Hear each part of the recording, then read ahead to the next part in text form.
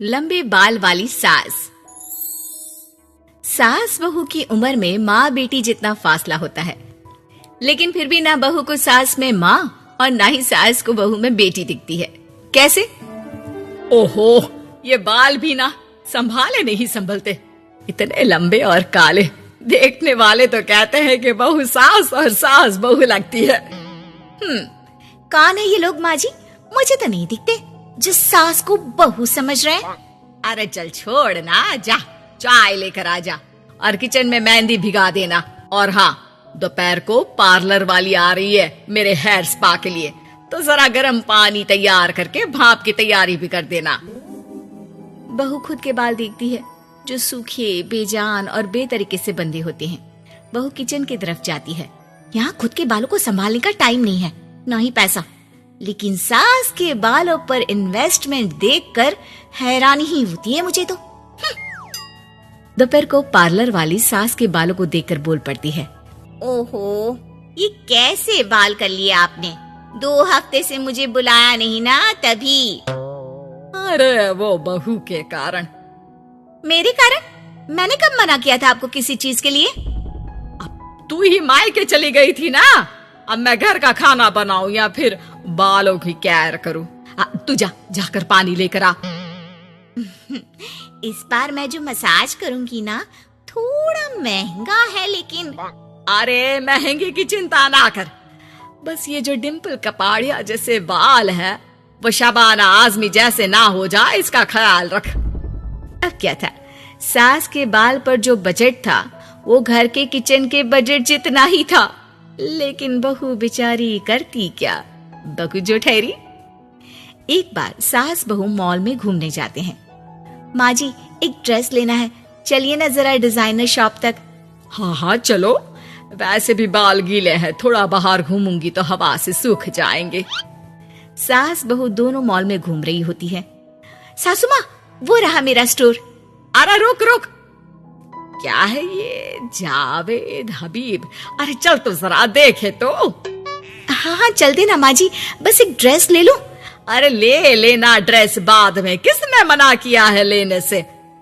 सास जावेद हबीब के पार्लर में जाती है, जहाँ सेल्स गर्ल उन्हें पकड़ लेती है। अरे कुछ बालों को सुंदर रखने के लिए क्रीम पाउडर दिखाओ ना, वो क्या है ना, थोड़े बेजान लग रहे हैं। क्यों नहीं, वैसे ये नया प्रोडक्ट लॉन्च हुआ है, इससे आपके बालों की खूबसूरती 4 गुना बढ़ जाएगी। इसे लगाने के बाद ना आपको हेयर स्पा करने की जरूरत पड़ेगी और ना ही किसी महंगे शैम्पू की। बस ये लगाइए और पूरे मोहल्ले में बाल चमकाइए, लहराइए और इतराइए। अरे वाह, कितने का है? इतना सस्ता कि आपको हंसी आ जाएगी। तो एक काम करते हैं ना, पहले हम हंसी लेते हैं, क्यों? ये जरूर आपकी बहू होगी, है ना? कैसे पता? अरे भला कौन सी बहू चाहेगी कि सास के बाल सुंदर दिखे?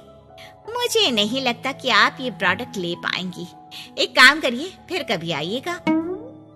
अरे ओए, पैक कर दी इसे। और सुन, 2 पैकेट पैक करना, और आज के बाद किसी सास बहू के बीच लड़ाई लगाने की कोशिश ना करना। सेल्स गर्ल मुस्कुराकर साथ खड़ी दोस्तों को देखती है और सामान पैक कर देती है। उन लोगों के जाने के बाद, देखा मैंने कैसे खेल खेला? बहू मानती तो मुसीबत, और ना मानती तो भी मुसीबत। वहीं सामान लेकर सास भी खुश बाहर निकलकर बहू से कहती है, अरे वाह बहू, अब देखना मेरे बाल ना और ज्यादा सुंदर हो जाएंगे। अब तो लोग मुझे देखकर जलने लगेंगे।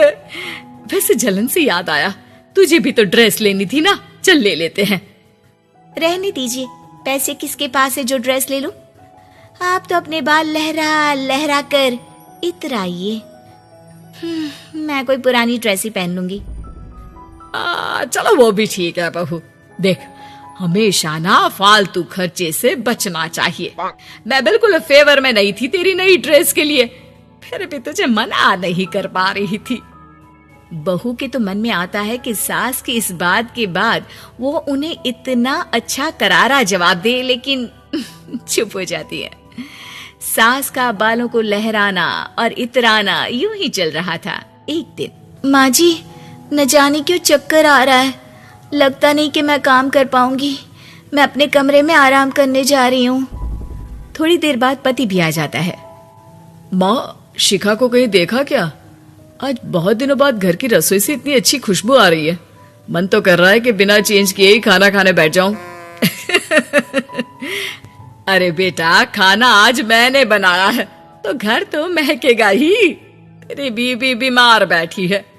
पति हैरान होकर पत्नी के कमरे में जाता है, जहां वो आराम से तानपुरा का शो देख रही थी। अरे, माँ ने तो बताया कि तुम ठीक नहीं हो, पेट में दर्द है। अरे नहीं, वो ना मेरा फेवरेट म्यूजिक शो आने वाला था। अब माँ की तो आदत पता है ना, ये बना दो, वो बना दो, ये दे दो, वो दे दो, तो बस मैंने बहाना बना लिया। पति बीवी की बात पर मुस्कुराता है और वहां से चला जाता है। दरअसल शिखा को म्यूजिक का बड़ा शौक था और उसके पसंदीदा संगीतकार उसके शहर में थे और संगीत की क्लास लेने वाले थे। अरे देखो देखो, ये धनवानी महाराज हमारे शहर में है, और तो और ये यहाँ सबको संगीत सिखाने के लिए आए हैं। मैं भी इनकी क्लास ज्वाइन करूंगी, कल जाकर पता करती हूँ। सास और पति भी शिखा की बात पर खुश हो जाते हैं, लेकिन अगले रोज जब शिखा वहां से वापस आती है तो उसका मुंह उतरा होता है। अरे क्या हो गया?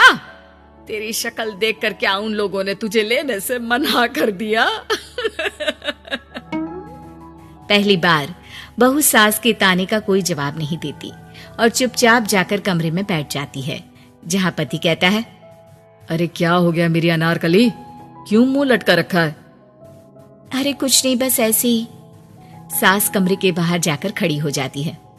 अरे मुझे तो बताओ, क्या हो गया? शिखा रोने लगती है और रोते रोते बताती है कि वो लोग 1 लाख रुपए में कोर्स करा रहे, मैं इतने पैसे कहाँ से लाऊं?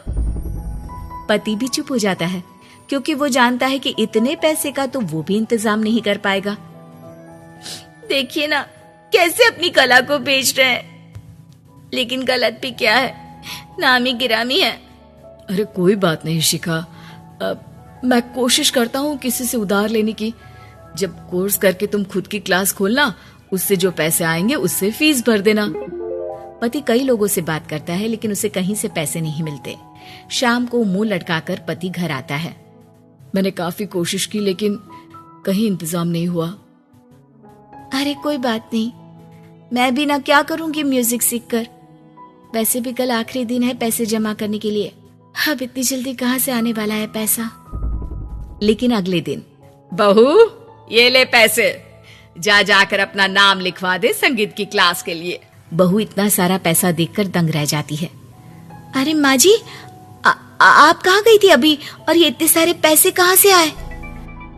सास मुस्कुराकर पीछे मुड़ती है और बहू को अपने सर के बाल दिखाती है, जो अब छोटे छोटे होते हैं। मैंने ना अपने बाल उस विदेशी कंपनी को बेच दिए, जो बाल के बदले में पैसे देती है। अब मेरे बाल थे ही इतने सुंदर के 1 लाख मिल गए, वरना तेरे बालों का तो कोई 500 भी ना दे। बहू को सास की बात से रोना आ जाता है। वो सास के गले लग जाती है। लेकिन कोई मुझे करोड़ों भी दे ना, तो भी मैं इतनी अच्छी सास ना दूं।